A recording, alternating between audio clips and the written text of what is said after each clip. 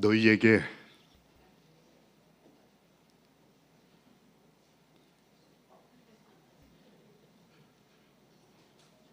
함께 하실까요? 너희에게 평강이 있을지어다.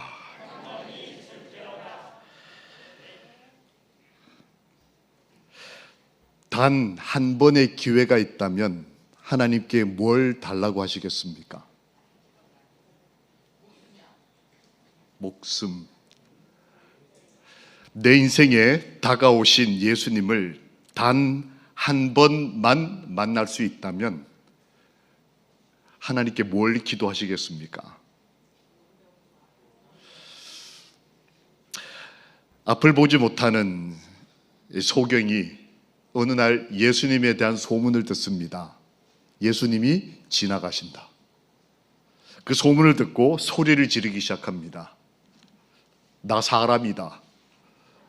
나 좀 아프다. 힘들다. 내가 나이가 많다. 이제는 무릎이 아파서 무릎 꿇고 기도도 할 수가 없다. 예수님께 소리를 지를 때 사람들이 그 몰상식한 행동에 대해서 제어를 합니다. 예수님 바쁜 분이고 목사님 바쁘고, 그러니까 뭐 너 같은 사람 그냥 그렇게 사는 게 인생이야. 그런데 이 사람은 참지 않고 계속 소리를 지릅니다. 소경 바디메오 이야기입니다. 예수님께서 그에게 가까이 오라고 말씀하십니다. 그리고 물으십니다. 너가 무엇을 원하느냐? 만약 오늘 안식일에 예수님께서 이 자리에 오셔서 여러분과 저에게 딱 한 번 물으신다면 너 오늘 나한테 뭘 원하느냐? 뭘 답하시겠습니까? 이 코람 데오라는 말이 있습니다. 이 라틴어로 하나님 앞에라는 뜻이에요. 한 인간이 하나님 앞에 서는 것이 얼마나 귀중한지를 성경은 이렇게 얘기합니다. 창세기 17장 1절에 나는 전능한 하나님이라 너는 내 앞에서 행하고 완전하라. 이 기독교 신앙에 있어서 완전이라는 표현은 오해를 불러일으킬 만큼 굉장히 중요한 단어입니다. 뭐 품성이 뭐 어떻게 해야 되고 이렇게 사람들이 자기 생각을 포함시켜서 오해를 할 만큼 이 완전이란 말은 중요한데, 그 완전이란 말보다 더 중요한 게 뭐냐면 하나님 앞에서라는 말이에요. 그게 빠지고 나면 이 세상에서 아무리 완전하려고 하는 것은 다 율법주의가 되고 완전론자가 되고 행위로 말미암는 의미 없는 것들이 됩니다. 너희는 내 앞에서 완전하라. 여러분, 우리가 누구 앞에 갈 때 어떤 마음으로 갑니까? 여러분, 오늘 교회 오실 때 옷을 어떻게 입고 오셨습니까? 잘 입으셨죠? 정말 좋은 옷 잘 선택하셨습니까? 잘하셨습니다. 거울도 여러 번 보셨죠? 주무시고 그냥 바로 나오신 분 계셔요? 여러 번 보셨을 겁니다. 저희 아들은 속옷까지 제 거 다 뺏어 입었습니다. 교회 가는 날이니까 좋은 옷으로 딱 이렇게. 어느 날 아주 반가운 청년 몇 명이 오더니 목사님, 저희와 좀 시간을 보내줄 수 있겠냐고. 그렇게 하겠다. 저는 이제 어르신들과 말씀 나누기 위해 그 장막회 출장을 간 길이었는데 이 청년들이 이제 자기들과 시간을 좀 보내달라고 요청을 했습니다. 그 제가 이제 제 시간 마치고 어른들과의 시간을 마치고 이제 점심을 좀 먹어야 버티는데 청년들하고 오후에 만나기로 했기 때문에 계속 금식이 됐습니다. 금식을 하고 난 다음에 옷을 갖춰 입고 그 더운 여름에 이제 정장을 입고 넥타이를 다시 매고 와이셔츠도 새 것으로 갈아입고 딱 청년들이 말한 장소로 딱 갔습니다. 한 700명쯤 모여 있었어요. 딱 갔는데 와 하면서 박수 쳐줘 환영했습니다. 거기까지는 좋았어요. 순서가 뭐였냐면 이렇게 잔디밭이 이렇게 경사가 있는데 거기 이렇게 비닐을 깔아놓고 물을 뿌리고 있는 거예요. 너네 뭐하냐 했더니 여기 다이빙 하는 건 순서래요.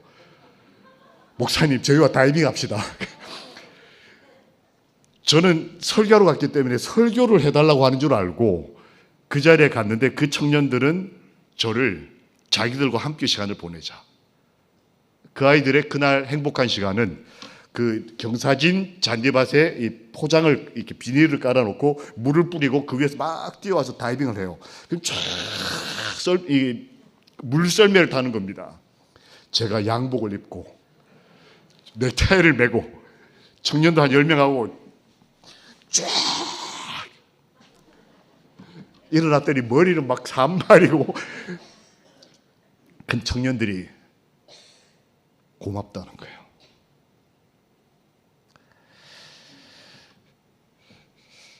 목사님처럼 행동하지 않고 와서 우리와 함께 그렇게 제가 그때 그 생각을 했습니다. 내가 누구 앞에 있느냐에 따라 전혀 다른, 우린 오늘 하나님 앞에 모였습니다. 아브라함도 그랬습니다. 모세도 하나님 앞에 있기 위해서 그 나이 많은 분이 산을 올라갈 정도로 열정적이었습니다. 하나님께서 너무 세상이 어지러우니까 이 모세와 만나기 위해서 오케이 내 앞으로 와라 하셨는데 하필 그 장소가 산 꼭대기였어요. 그래서 이 모세 할아버지는 80이 넘어서 산을 올라가야 했습니다. 하나님 앞에 가시기 위해서. 무릎도 아프고 40년 고생했고 제대로 먹지도 못했고 40년 동안 똑같은 음식만 먹고 살았습니다. 만나라는. 그런데 그는 하나님 앞에 가시기 위해서 하나님 앞으로 올라가니 그 이후에 그 19장 3절 그 이후에 출애굽기 20장이 주어져요. 여러분 출애굽기 20장이 뭡니까? 십계명이에요.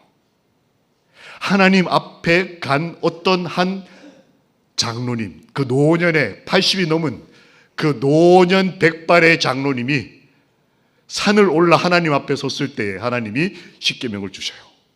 이게 너와 너의 후손과 나 사이의 언약이다 이렇게 말씀하십니다. 이스라엘을 향해서 하나님께서 말씀하십니다. 너희는 하나님 앞에서 먹고 가족들이 즐거워하라. 우리가 어떤 음식을 먹고 함께 가족들이 행복할 때 하나님은 뭐라고 말씀하셨냐면 누구 앞에서? 내 앞에서 했으면 좋겠다. 하나님 없는 곳으로 숨어서 이렇게 뭘 먹고자 시도했던 게 아담과 하와였습니다. 부부끼리 뭘 맛있는 걸 함께 먹자. 야, 이거 저기 두리안보다 더 맛있는 거래. 이거 두리안은 그냥 맛만 있지만 얘네는 냄새도 없고 얘 먹으면 지혜로워지고 하나님이 이거 정말 귀한 과일에서 먹지 말라 그랬어. 난 널 사랑하니까 우리 둘이 먹자. 이래서 먹은 게 우리 인간 사이의 고통의 시작이었어요. 우린 요즘 외식할 때 어떻게 하십니까? 하나님 우리가 가족들이 뭘 먹으러 가는데 우리하고 함께 계시지 않으셨으면 좋겠어요. 오늘은 excuse. 오늘은 좀 뭔가 좀 하나님께서는 말씀하십니다. 너희가 가족이 즐거워하고 맛있는 거 먹었으면 좋겠어. 근데 누구 앞에서요? 내 앞에서. 야, 참 하나님 아버지 참 독특한 분이라고 느껴지지만 사실은 자식을 낳아본 분들은 이 말이 뭔지를 압니다. 제가 요즘에 공포에 떨고 있습니다. 왜 그럴까요? 아이고, 딸이 시집간다니까. 제가 그 결혼한다는 그 남청년을 먼저 만났었거든요. 아주 신앙 좋고, 이거 뭐 아주 공부 열심히 하면서도 신앙적으로 활동을 해서 저는 저 청년 참 좋다 생각했는데 제 딸을 데려간다니까. 이 도둑놈 같고. 괜히 잘 때 한 대 쥐어 받고 싶고. 이 왜 이런지 모르겠어요. 근데 이게 또 아들도 결혼을 한다네요. 참 저는 그 여청년을 개인적으로 봤을 때 참 예뻤습니다. 참 지혜롭고 공부도 잘하고 예쁘고 악기도 잘 다루고 부모님께 효도도 잘하고. 그런데 제 아들을 데려간다네요. 근데 이 아이들과 지난한 시간 밥을 같이 먹는데, 제 앞에서 아이들이 밥을 먹는데 가슴이 떨리는 거예요. 밥을 먹으면서 야, 이거 밥을 안 먹어도 배가 부른다는 게 이런 거구나. 반찬을 자꾸 그 아이들의 앞에, 우리 자녀들의 앞으로 이렇게 밀어주는 그 우리 할아버지의 마음, 우리 아버지의 마음. 자식들에게 마지막 밥을 떠주고는 자신은 굶어도 기꺼이 기쁜 마음으로 자식들의 배부름을 지켜보며 행복해하는 우리 어머니들의 마음. 그게 우리 하나님의 마음이었더라고요. 너희가 먹고 너희 가족이 행복했으면 좋겠어. 근데 너네끼리 너네끼리 뭐 사랑한다 헤어져 이런 거 말고 누구 앞에서요? 내 앞에서. 하나님이 그러셨어요. 목사님, 하나님 언제 그러셨습니까? 신명기 12장 7절, 12절, 14장 26절 여러 번 하나님이 그렇게 말씀하셨어요. 난 너희가 행복하기를 바래. 내 앞에서. 시편 68편에 보면 의인은 하나님 앞에서 기뻐하는 사람이다 라는 표현이 나옵니다. 의인은 뭘 먹고 안 먹고, 안식일에 뭘 하고 안 하고, 복음 전도를 얼마나 열심히 하고, 다 의인의 모습이지만 진짜 의인의 솔직한 모습은 하나님 앞에 왔을 때 뭐 한 사람이다? 기쁜 사람이다. 여러분, 오늘 이 교회를 들어오시면서 평안함과 기쁨을 느끼셨다면 우리 하나님께 감사합시다. 의인은 뭐 대단히 착한 일에서 의인이 아니고 하나님 앞에 있을 때 마음이 기쁘면 오케이, 넌 내 자식이다. 야, 하나님 참 좋으신 분이에요. 하나님이 우리를 보실 때에 의인이라고 하는 사람들은 하나님 앞에 있을 때 행복해하는 사람, 하나님 앞에 있을 때 기뻐하는 사람.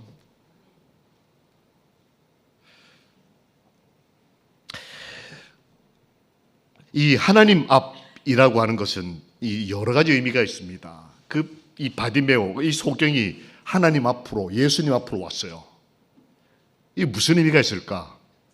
역대상 17장 16절에 보면 다윗이 하나님 앞으로 갔다라는 표현이 나옵니다. 근데 그것이 어디였냐면 성전, 교회였습니다.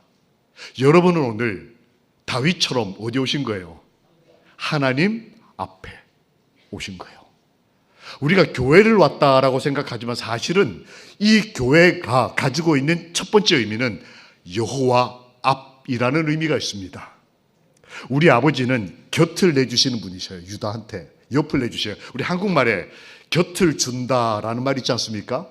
뭐 이런 말 있잖아요. 함부로 곁을 주지 마. 그런데 그 사람에게는 곁을 내줘도 돼. 이 한국이 굉장히 중요한 표현입니다. 우리 주님은 원수 유다한테도 곁을 내주시는 분이셨어요. 그리고 혈루증 앓던 여인에게는 뭘 내주셨어요? 백, 뒤를 내주셨어요. 요즘같이 이렇게 등쳐먹는 세상에 예수님은 한 여인이 뒤로 다가오시는 것을 모른 척 하시고 그 여인이 예수님의 능력을 빼가는, 요즘 말로 하면 뭔가를 이렇게 몰래 득하는 그런 순간에도 예수님은 뒤를 내주셨어요. 그 다음에 어떻게 하셨는지 기억나십니까? 예수님이 돌이켜 뒤를 돌아보시고 그 여인이 볼 때 예수님의 뒤를, 그 여인이 볼 때 예수님의 앞으로 바꾸셨어요. 나 같은 죄인은 예수님 앞에 잘 못 나갑니다. 주님, 여기 주님 계시면 저는 그냥 반대로 돌아앉는 그런 죄책감이 있을 때가 있습니다. 이 여인이 그랬어요. 예수님 앞으로 옆으로 갈 마음의 용기가 없었습니다. 아무리 생각해도 난 죄인이에요. 사람이 참 미운데 이게 해결이 안 되는 거예요. 제 연수원에 있을 때도 집사님이 그러셔요. 목사님, 제가 진짜 의롭게 살았거든요. 근데 교회를 못 가겠어요. 그 사람이 미운데 이 미움이 커지다가 나중에 자신을 향한 미움으로 이게 발전을 했습니다. 내가 왜 사람을 용서하지 못하지? 사랑하지 못하지? 이게 이제 자기한테 가서 교회를 갈 수가 없어서 연수원으로 오셨어요. 그런 여인에게 예수님은 등을 돌리셔서 돌이켜 뒤를 앞으로 바꿔주셨습니다. 예수님은 곁도 내주시고 뒤도 허락하시는 분이시지만 그분의 영광의 장소인 그분의 앞을 내주시는 분이셔요. 우리한테.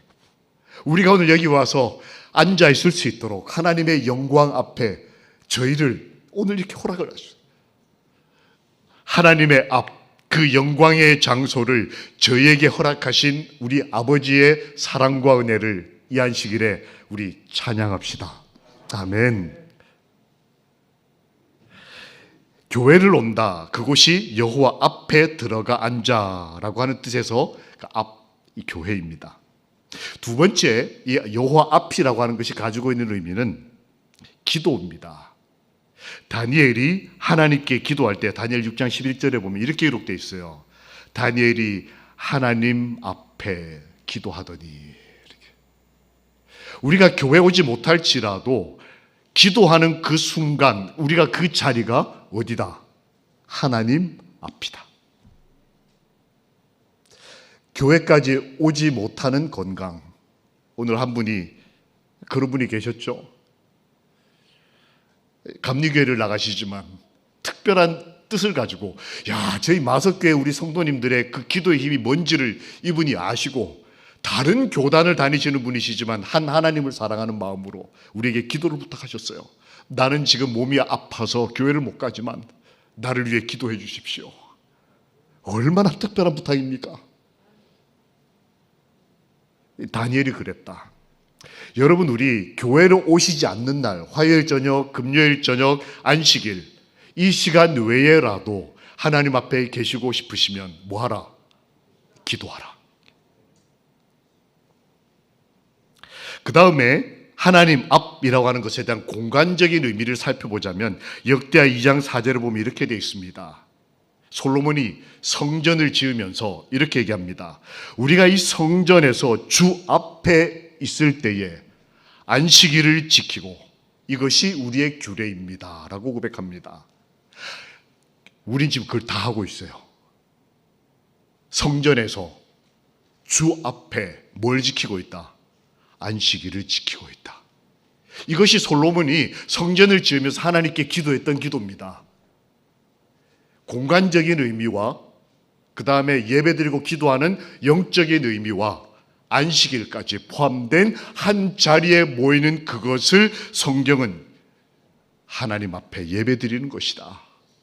여러분, 솔로몬처럼 주의 성전에서 안식일에 규례대로 주 앞에 예배하는 우리 마석 하늘 성도들을 살아계신 하나님께서 축복해 주시기를 예수님 이름으로 기도합니다.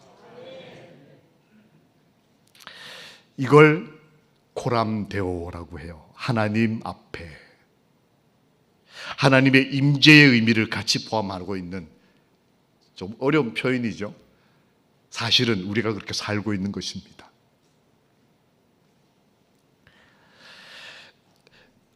이 아내에게 물었습니다. 당신은 누구 앞에 있을 때 가장 행복합니까? 라고 오늘 아침에 물었어요. 이 설교를 준비하고 난 다음에. 그랬더니 가만히 있더니 없대요. 저는 제 앞에 이렇게 답을 할 줄 알고 당신 어디 앞에 있을 때 행복하냐고 묻는데 없어요. 그래서 당황을 했는데 그 다음 말이 그였습니다. 나는 교회에 있을 때 가장 행복하다. 아이고야, 사보답죠? 근데 그 다음 말이 생각을 하게 만드는 말이었어요. 모두 다 앞을 보니까. 나를 보지 않고 모두 다 앞을 보니까 교회가 너무 편하대요. 근데 그게 계속 제 마음에 이렇게 남았습니다. 교회 와서 딴 사람 쳐다보고 저 사람 뭐 입었나? 이 사람 일주일 동안 어떻게 살았을까? 이 사람은 무슨 나쁜 행동을 하고 표정이 저럴까? 이 사람은 얼마나 돈을 많이 벌어가지고 이렇게 오늘 기분 좋게 와가지고 막 이러고 있을까? 교회 와서 다 앞을 보고 목사를 보는 게 아니고 하나님을 바라보는 것. 여러분, 오늘 하나님 앞에 잘 오셨습니다. 서로 쳐다보지 말고 뒤도 돌아보지 말고 하나님을 바라보고 마음의 자유를 얻으시고 평안을 얻으시기를 예수님 이름으로 기도합니다. 아멘. 이 모두를 통합적으로 경험한 사람이 사가랴입니다. 예수님 오실 때 침례 요한의 아버지, 교회에서 기도하다가 하나님을 만나는. 그런데 이 사가랴에게 가브리엘이 와서 말하지 않습니까? 그런데 이 사가랴와 가브리엘에 대한 표현의 공통점이 있습니다. 혹시 기억나십니까? 사가랴가 하나님 앞에 의인이었더라. 이렇게 기록이 되어 있는데, 이 가브리엘이 이 사가랴에게 자기가 누군지를 소개할 때 이렇게 합니다. 나는 여호와 앞에, 하나님 앞에 섬기는 자다.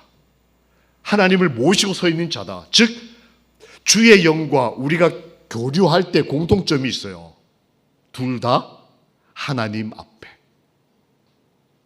하나님의 천사들도 하나님 앞에, 이 사가랴도 하나님 앞에. 그렇게 살았던 우리가 함께 모여 하나님 앞에서 예배할 때 성령께서 저희와 함께 하시는 것을 믿습니다. 고넬료도 그랬다고 성경에 기록되어 있고, 사도 바울도 하나님 앞에 있었다고 기록되어 있고, 사도 요한도 계시록에서 우리가 하나님 앞에 있을 것이다. 하다못해 국회의원, 하다못해 시장 앞에만 가도 저희들이 옷 매무새를 만집니다. 하다못해 교회 지도자 앞에서도, 인간이 만들어낸 교황 앞에서 대통령들, 각 나라의 수장들이 예의를 갖춥니다. 우린 그런데 인간을 창조하신 하나님 앞에 이 정도로 나올 수 있다고 하는 것, 하나님의 사랑이 참 지극하시는 거예요. 일주일에 저희 삶을 다 아시면서도 우리가 어떻게 살았는지, 무슨 생각을 했는지, 가장 교회 왔는데도 아직 피곤함이 해결이 안 돼도 하나님은 오케이, 내 앞에 오라, 이렇게. 우리는 어떤 사람들일까요? 이 사도 바울은 너희는 그리스도의 향기다라는 표현으로 우리 삶을 정의하셨습니다. 근데 그 앞에 수식을 하나 붙이셨어요. 기억나십니까? 너희는 하나님 앞에서 그리스도의 향기다. 다른 사람들에게 향을 내뿜는 존재 이전에 하나님 앞에서 향은 기도라고 하는 걸 상징합니다. 그 기도의 향을 올려나가는, 그래서 하나님이 향을 맡으실 때에 너희는 하나님 앞에 향기다, 이렇게. 그리고 베드로전서 2장 20절에서 베드로는 이렇게 말합니다. 오직 선을 행함으로 고난을 받고 참으면 이는 하나님 앞에 아름다우니라. 우리의 삶이 아름다울 수 있는 방법을 하나님께서는 말씀하셨어요. 우리가 선을 행하고 핍박과 고난이 있어도 그걸 참으면 이는 하나님 앞에 아름답다.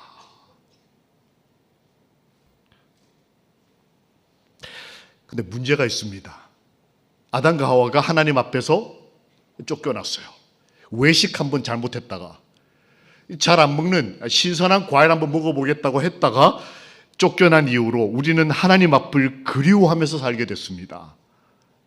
교회라는 공간 혹은 기도해야 할 때 하나님 앞을 이렇게 기억하게 되는, 아니면 느끼게 되는 그런 죄인으로 우리 삶이 어딘가 모르게 좀 문제가 생겼습니다.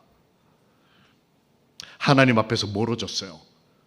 그래서 이방인들이 볼 때 여호와는 산의 신이다라고 말할 만큼 하나님께서 인간을 만나실 때 산에서 자주 만나셨습니다. 이유가 뭐냐? 사람들과 이렇게 좀 구별되기를 원하셨어요. 죄 때문에.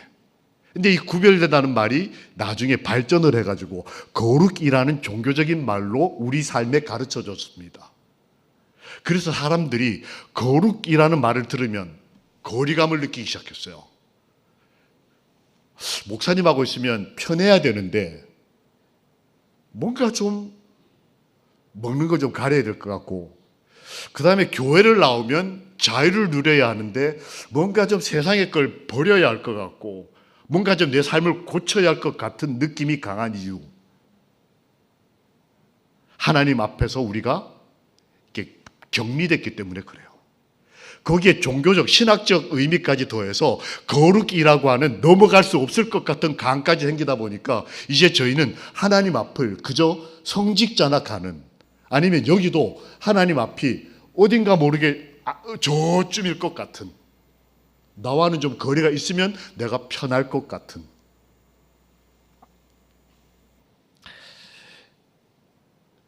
여러분, 죄를 지었을 때 이스라엘 백성이 얼마나 곤란했을지 상상해 보셨습니까? 교회가 진영 한 가운데 있었거든요. 마석 진영 가운데. 근데 여러분, 마석 이쪽 끝에 사시는 분도 계시고 저쪽 끝에 사시는 분도 계셔요. 근데 옛날처럼 양 한 마리, 소 한 마리를 잡아가지고 와서 그거를 제사로 드려 용서가 된다고 생각해 보면, 마석 저 끝에서부터 소 한 마리 끌고 노브랜드 지나서, 그 다음에 그 31가지 아이스크림집 지나서 세븐일레븐 여기 편의점 지나가지고 오는데 벌써 우리 교인들 한 30명 만나요. 제가 쓰레기 버리러 갔다가 임집사님 만나는 것처럼. 소 끌고 어디 가냐고. 어디 가는 거예요 지금? 내 죄. 이 교인들의 입장에서 교회를 오는 것이 내가 죄인이다라는 것을 인정하는 것으로 사람들이 느끼기 시작하면서 교회를 멀리하고, 그 다음에 죄가 편안해지면서 이렇게 표현되어 있습니다. 하나님과 멀어진 고통을 견디는 것들이 점점 더 우리를 하나님께로부터 밀어낸다. 하나님께로부터 내가 좀 떨어져 있는 게 불편한데 그게 익숙해져 가지고 이제는 그걸 견디기 위해서 내가 취하는 어떤 행동, 뭐 먹는 약이라든지 아니면 어디 가서 뭐 맛있는 걸 먹는다든지 좋은 옷을 사 입는다든지 이러면서 내 안에 있는 영적인 아픔을 잊어보려고 시도하는 그게 이제 익숙해져 가지고 이제 사람들이 교회 안 오고 그것들을 통해서 하나님과 멀어져 있는 내 삶의 고통을 잊어버리고 있는 현실이 됐다는 거예요. 옥시콘틴이라는 약이 있습니다. 이게 무슨 약이냐면, 여러분 혹시 켄싱턴이라는 도시, 미국의 도시가 있는데 요즘 한국에서 유명합니다. 핫 플레이스예요. 왜 그럴까요? 혹시 아시는 분 계십니까? 청년들 아마 아는 사람이 있을 겁니다. 그게 요즘 전 세계의 화제를 끄는 이유는 그곳에 뭐 유명한 어떤 박물관이 있거나 자연이 아름다워서가 아니고 마약 때문입니다. 아기가 태어났는데 엄마가 마약에 중독이 돼서 아기가 자동적으로 마약에 중독이 돼서 아기가 태어났는데 다리를 떨어요. 마약 중독자처럼 갓난 아기가. 그 엄마가 그걸 보고 기겁을 하는 거예요. 이럴 줄 알았으면 내가. 근데 그 켄싱턴 거리를 가면 사람이 이렇게 가만히 서 있어요. 아무것도 안 하고 그냥 이렇게. 오우, 그런 사람이 길거리에 그냥 경찰들이 체포하다 포기를 했어요. 그런데 직업을 보니까 경찰관, 교수, 의사, 선생님, 멀쩡한 아빠 엄마들이에요. 왜 이렇게 됐을까? 보통 마약 중독하면 문제 많은 청소년 뭐 이 정도 생각하는데 전혀 그렇지 않고 멀쩡한 사회인들이 알고 봤더니 이 옥시콘틴이라는 약 때문이에요. 이게 무슨 약이냐면 진통제입니다. 의사들이 처방하는 진통제인데 이 옥시콘틴에 뭐가 들어있냐면 오피오이드라는, 우리말로 하면 아편 성분을 요 약에다 집어넣어 가지고 그걸 의사가 돈 받고 처방을 해요. 그러니까 나는 허리 아파서 병원 갔는데 병원 의사가 주는 약 먹다 보니까 마약 중독이 돼가지고 이거를 미국이 깨닫고 그 법으로 강제하니까 이제 약을 구할 수 없으니까 사람들이 약값이 비싸지니까 그거보다 훨씬 싸고 훨씬 40배 이상 강력한 헤로인 이런 거를 돈 주고 해서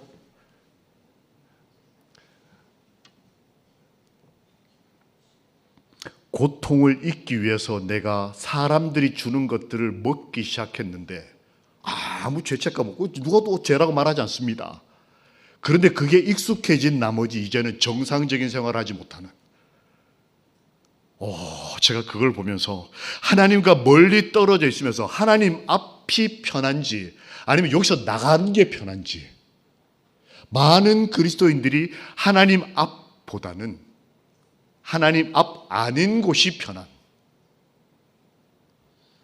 그래서 하나님은 말씀하셔요. 내 앞에 마당만 밟을 뿐이다. 여기를 지나가긴 지나가는데 내내 불편한 마음으로. 그래서 하나님께서 말씀하셔요. 너희는 내 앞에서 행하라. 내 앞으로 오라. 아버지 품으로 오라. 이거를 조금 어려운 말, 아까 코람 데오이라고 말했잖아요. 데오는 하나님 외, 코람 앞에라는 뜻이에요. 근데 이 말하고 반대되는 말이 뭐냐면 코람 호미니부스라는 말이에요. 이거는 사람 앞에라는 뜻입니다. 사람 앞에 있는 게 훨씬 편한 그리스도인. 이게 문제가 돼서 하나님께서는 우리 재림교인들에게 하나님 앞으로 오라, 기도하라, 함께 교회로 와서 예배드리자. 이거 어렵더라도 계속 훈련을 하라. 왜 그럴까요? 화요일 저녁 교회 나오는 거 이거 어렵습니다. 금요일 날 교회 나오는 거 쉽지 않아요. 매일 하루 일주일 하루 근무하고 난 다음에 밥 먹을 시간도 없이 교회 온다는 거 쉽지 않은 선택이에요. 그런데 하나님께서 왜 모이기를 패하는 자처럼 하지 말고 교회로 오라고 하실까요? 하나님 앞에가 중요한 거예요. 그곳에 익숙해지는 것을 하나님이 바라시는 것입니다. 사실 이걸 어려워하니까 우리 아버지께서는 그래 어려워? 그럼 나도 너 어려워. 선을 긋지 않으시고 기다리다 못해 하나님께서 우리 앞으로 오시기 시작하셨어요. 우리가 하나님께 못 가니까 하나님이 우리 앞으로 오기 시작하십니다. 사실 출애굽하는 과정에 보면 이스라엘이 하나님 앞에 가기 위해서 출애굽하는 것처럼 보이지만 말씀에 보면 출애굽기 14장 19절에 이스라엘의 진 앞에 여호와의 사자 예수께서 계셨다. 우리가 하나님 앞에 가는 것처럼 인생을 생각하고 있지만 사실은 하나님께서 내 앞으로 찾아오셨다라고 말씀하시는 겁니다. 우리 하나님은 우리 아버지신 거예요. 그냥 멀리 떨어져 있는 자식들, 대책 없는 자식들 그냥 오케이 그렇게 살아 나 용서 안 해. 아니었어요. 너가 못 오겠으면 내가 가겠다. 그걸 어려운 말로 임마누엘, 우리와 함께 하신다. 우리 함께 하시기 위해서 우리 앞으로 오시는, 그래서 그분의 앞과 우리 앞이 하나가 될 수 있도록 하시는 참 좋으신 아버지. 시편 68편과 신명기 9장에 보면 하나님은 우리 앞서 나가시는 분일 뿐만 아니고 불과 같이 나가신다라는 표현이 나오더라고요. 우리 앞에 참 많은 것들이 걸림돌들이 있습니다. 하나님은 그걸 아시고 우리 앞에 그냥 가만히 계시는 분일 뿐만 아니라 우리가 걸음을 걸을 수 있도록 우리 앞을 나가시는데, 먼저 나가시는데 불과 같이 나가신다. 이거를 다른 표현으로 구름 기둥과 불 기둥으로 내가 한 걸음 앞으로 걸을 수 있도록 하나님은 내 앞에 불과 같이 지나가시는 분. 이야, 참 위대하시고 멋지신 분입니다. 내 앞길을 막는 담을 허무시고 헐어내시고 가시덤불을 불사르시고 죄의 강을 건너 십자가를 통해 다리를 놓으시고 내가 불과 같이 너의 구원의 길을 연다. 중풍병자는 하나님 앞에 오기 위해서 몸부림칩니다. 지붕을 뚫었어요. 예수님 앞에 오기 위해서 지붕을 뚫는 열정을 가지고 있었습니다. 불과 같이 하나님의 마음과 닮았어요. 혈류병 앓던 여인은 예수님의 뒤로 와서 여러분 기억나십니까? 시대소망에 온 인생의 힘을 다 모아서 예수님의 옷자락을 만지는 그 손가락에 힘을 넣어서 예수님의 옷을 만졌다. 그 순간에 하늘로부터 능력이 쏟아져 들어가는, 불과 같이 그의 인생을 바꿔 놓았습니다.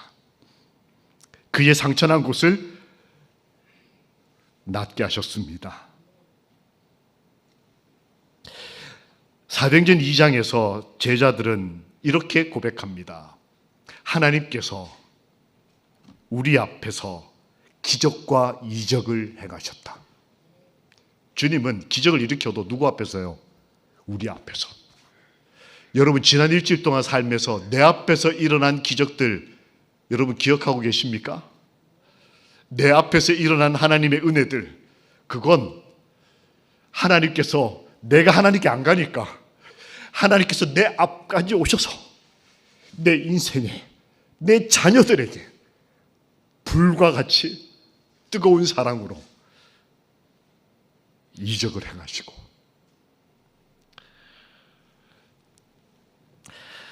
주께서 내 앞에 단 한 번 지나가신다면 뭘 하나님께 원하시겠습니까?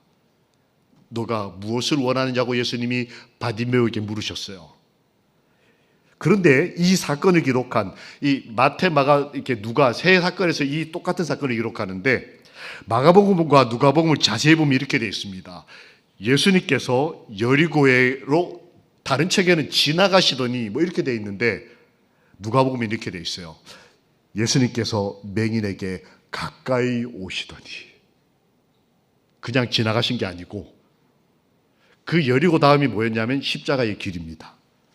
예수님이 여리고를 통과해서 예루살렘 들어가서 십자가에서 돌아가셨어요. 그 죽으러 가는 길에 예수님이 누군가 옆으로 가까이 가고 싶었던 한 사람이 있었습니다. 그게 이 바디메오였어요. 나 같은 앞도 보지 못하는 사람 앞으로 예수님은 가까이 오시는 그런 분이셨어요.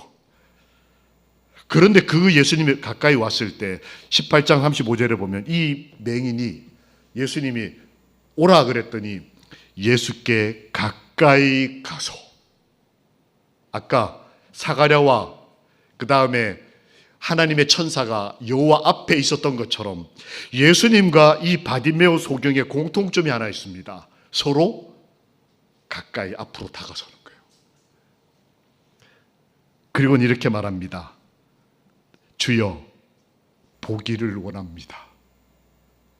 그리고 예수님이 그의 눈을 만지시고 난 다음에 그 소경은 이 세상에 존재하는 인물, 이 세상에 존재하는 빛 가운데 가장 밝고 아름다운 그분 예수님의 얼굴을 제일 먼저 보았다.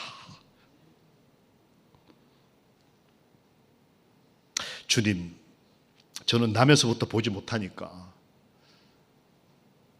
재정적으로 좀 보험 처리를 좀 잘해 주셔서, 주님, 저희 아이들이 잘 돼서, 우리 딸이 시집을 좀 잘 가서, 우리 남편이 좀 이렇게 돼서, 우리 아내가 좀 이렇게 해서 집이 좀 있었으면 좋겠습니다. 제 은퇴 후에 살 집을 좀 어떻게 좀 다 내려놓고 나에게 내 인생 딱 한 번 찾아오신 그분을 내가 뭐 하기를 원한다? 보기를 원합니다. 여러분 오늘 여기 오셔서 단 한 번의 기도, 단 한 가지의 원함을 주님께 말할 수 있다면 뭘 말하시겠어요? 주님, 제 앞에 계시는 주님을 뭐 하기를 원한다? 보기를 원한다. 저에게 영적 식별력을 주셔서 우리 주님을 보기를 원합니다. 그때 예수님께서 그의 눈을 뜨게 해주시고 난 다음에 그는 기뻐하여 찬양하고 주변 사람들이 하나님께 영광을 돌리고 그 다음에 예수님을 따랐더라. 그에게 이르러 오는 찬양, 감사, 신앙생활, 걸어가는 일, 이거는 부차적인 추가적인 문제였습니다. 그는 주님을 보기를 원합니다. 오늘 하나님 앞에 오신 하늘 가족 여러분, 다른 것 다 주님이 우리에게 있어야 할 걸 아십니다. 우리 아버지시니까. 그러니 우리 아버지 사랑을 믿고 아버지를 보기를 원합니다.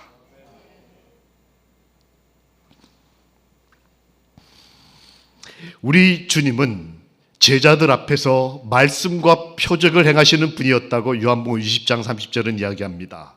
목적이 있으셨어요. 우리 앞으로 오시는 목적. 예수께서 제자들 앞에서 이 책에 기록되지 아니한 다른 표적도 많이 행하셨으나 요한이 요한복음을 마무리하면서 예수님은 우리 앞에서 요한복음에 기록 안 된 수많은 일들을 행하셨으나 오직 이것을 기록함은, 내가 본 것을 기록함은 너희로 예수께서 하나님의 아들 그리스도이심을 믿게 하려 하며, 하나님이 우리 앞에 오시는 이유, 성경을 쓰신 이유, 우리 앞에서 기적과 이적을 행하시는 이유, 그것은 우리가 하나님을 믿게 하려 함이고 또 너희로 믿고 그 이름을 힘입어 생명을 얻게 하려 하심이니라. 우리를 뭐 하시려고요? 살리고 싶으셨습니다. 하나님이 우리를 생명을 주시려고. 그래서 그분은 십자가 앞에서도 제자들 앞서 가셨다고 성경에 기록되어 있어요. 십자가의 길을 가실 때 제자들 보고 너 먼저 앞에 가. 우리 오늘 강장로님 별명이 구르는 돌이라고 했는데 그 구르는 돌의 헬라어 말이 페트라입니다. 그게 베드로예요. 베드로. 베드로라는 이름을 한국말로 바꾸면 구르는 돌이라는 뜻이에요. 우리 강장로님이 베드로처럼 신실하시기를 기도합니다. 더불어 우리 모두 그런 인생을 사는 우리들에게 하나님이 찾아오셔서 베드로 먼저 가 하지 않으시고 내가 앞서 먼저 가시고 우리한테는 뭐하라고 그러셨어요? 따라오라. 내가 세상을 이겼노라. 여러분, 제가 경찰에 쫓길 만한 사람일까요? 안 그럴 만큼 착한 사람일까요? 여러분, 경찰한테 쫓겨보셨습니까? 저는 총든 경찰한테 체포당한 적이 있습니다. 기억나십니까? 복음 전하러 갔다가 그 목사님이 BMW 차를 타셔가지고 그게 타고 싶었어요, 제가. 목사님이 좋은 빨간색 스포츠카 비슷한 걸 타고 계시길래 제가 목사님한테 목사님 그 차를 한번 운전해 볼 수 있겠냐 했더니 목사님 안 된다고 그러더라고요. 전도하러 온 강사가 엉뚱한 데 정신이 팔려가지고 전도회가 2주가 마쳤습니다. 아주 영혼도 구원되고 침례도 받고 아주 은혜로운 전도회가 마쳤어요. 그리고 다시 비행기 타러 돌아오는 저기 중앙아시아의 그 국가에서 있었던 일입니다. 돌아오는 길에 같이 갔던 학생들은 다 버스로 보내고 학생들의 여권을 제가 20몇 개를 다 가지고 저는 목사님과 함께 차를 몰고 돌아오는 길에 목사님이 2주 동안 전도하느라 피곤하니까 저보고 운전하라 하더라고요. 돌아오는 길에 제가 그 차를 몰았어요. 신나게 오는 길에 갑자기 경찰차가 저를 따라 붙는 것입니다. 너무 밟았나 봐요. 오더니 영화처럼 경찰차가 저희 차 앞을 가로막았습니다. 그 뒤에 두 대가 저희 차를 도망 못 가게 뒤를 막았어요. 그러고는 거기는 경찰들이 총을 다 가지고 있어요. 오더니 창을 내리라고 하더니 총을 저 앞에다 딱 들이밀었습니다. 여권 내놓으라고. 여권을 딱 줬더니 그걸 딱 가지더니 그 사람이 경찰차 타고 가버리는 겁니다. 여러분, 그 공산주의 국가에서 여권 잃어버리는 거는 그것도 내일 아침 비행기 타야 되는 제 입장에서는 끝장이에요. 제가 이제 경찰을 쫓기 시작했어요. 제 차로. 경찰차 가고 제가 쫓아가고 갔더니 경찰서로 갔습니다. 저희 차가 수상했던 거예요. 차 뒤에 보니까 트렁크가 막 학생 20 몇 명 트렁크가 실려 있으니까 이거 다 뭐냐. 거기는 마약을 거래하는 나라이기 때문에 제가 마약 거래상인 줄 알았나 봐요. 한밤중에 막 시속 엄청 빠른 속도로 달리니까 뭔가 싶어서 쫓아와서 저희 여권을 가지고 가서 검사를 하는데 갑자기 저희를 벽에다 세우더니 딱 막 총을 들이매고 운전해준 형제가 마약을 주사한 자국이 남아있는 것입니다. 그 형제는 그 전도에서 침례를 받은 구원받은 새신자였어요. 그때 제 생각에는 여권 20몇 개 우리 한국으로 아버지 어머니 품으로 돌아가야 될 우리 학생들 별 생각이 다르고 하나님 다시는 BMW 운전 안 할 테니까 용서해 주세요 뭐 이런 거. 사람이 이게 급한 일에 처하면 별걸 다 해결합니다.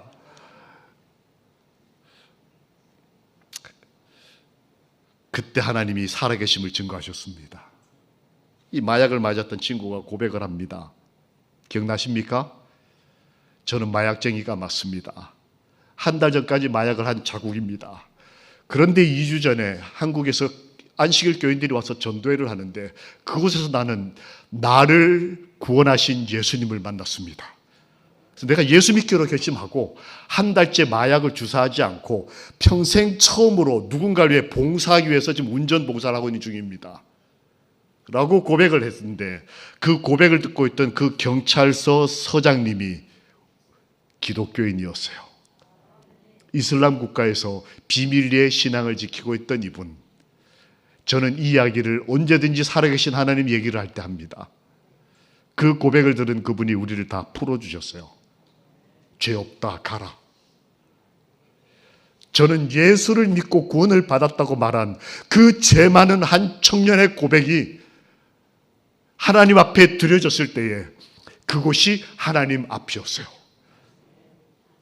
예수의 이름으로 제가 다 풀려났습니다. 그리고 다음날 아침 각자 우리 청년들에게 여권을 나눠주면서 우리 부모님 앞으로 달려오는 청년들에게 우리가 구원을 받았다. 하나님께서 앞을 내주신 그 은혜, 그분은 우리를 구원하시기 위해서 하나님 앞으로 나아가시는 분이라고 히브리서 9장 24절은 이야기합니다. 오늘의 설교의 결론, 제목, 하나님 앞. 여러분, 이곳은 하나님 앞입니다. 우리가 기도할 때 우리는 하나님 앞에 있는 것입니다. 우리가 하나님 앞으로 나아가지 못할 때 주님은 우리 문 앞까지 다가오셔서 내가 문 밖에 서서 너희 앞으로 나아가기를 기다리고 있다고 말씀하시는 분이십니다. 그분은 우리에게 소망을 주십니다. 저희는 마석 재림 교인들은 힘을 얻고 더 얻어 나아가 시온에서, 저 하늘 시온에서 하나님 앞에 각기 나타나리이다. 시편 84편 7절. 하나님을 사랑하는 사람은 참 복되다. 그 마음에 시온의 대로가 있는 사람은 참 복된 사람이다. 이런 얘기를 쭉 하다가 하나님 앞에서는 제비도 새끼들 보금자리를 얻고 참새도 자기 둥지를 틀었다. 하물며 너희일까 보냐. 먹을 게 없을까 두려워하느냐? 입을 게 없을까 두려워하느냐? 예수님이 그 말씀을 하시다가 말씀하시기를 하나님 앞에 있는 자들은 복되다. 저희는 오늘만 복된 것이 아니라 저 시온에 나아가 하나님 앞에 각기 주님 저 왔습니다. 아버지 저 왔습니다. 아버지 제 아내 왔습니다. 아버지 제 남편 왔습니다. 우리의 자녀들과 식솔들을 데리고 시온에서 하나님 앞에 각기 나타나서 행복함과 기쁨으로 함께 먹고 마시며 기뻐하며 우리에게 앞을 내주시는 그 하나님 앞에서 영원히 자유롭게 살아갑시다. 아멘. 그렇게 서원하고 기도하시는 분들은 542장 찬양을 기도하는 마음으로 일어나서 찬양하겠습니다.